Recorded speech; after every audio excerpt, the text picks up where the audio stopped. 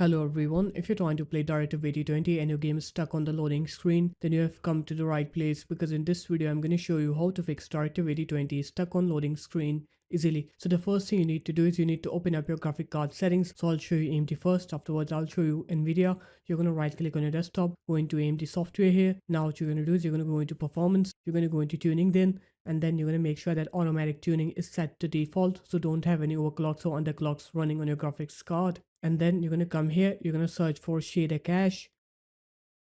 Here it is. Now what you're going to do is you're going to click on to reset shader cache here. So just click on to perform reset and reset your shader cache. And now I'm going to show you NVIDIA. You're going to right click on your desktop, go into NVIDIA control panel here, and then you're going to go into help here, and then you're going to click on to debug mode here. What this debug mode does is it resets your graphics card to the factory settings. So if you have any overclocks or underclocks set on your graphics card, it just resets those settings. After that, now what you're going to do is you're going to open up your games platform. So Steam for me, you're going to right click on your Directive 8020, go into properties, you're going to go into install files, and then click verify integrity of game files here, and then you're going to click on to browse here to go into Directive 8020 games folder. Or if you want to know where the location is, the default location should be in your C drive.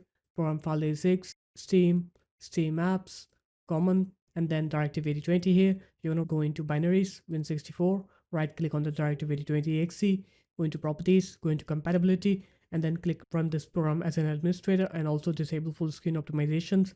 After that, click apply.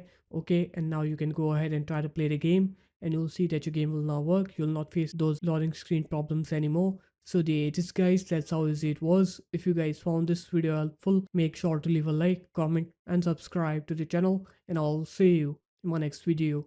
Peace.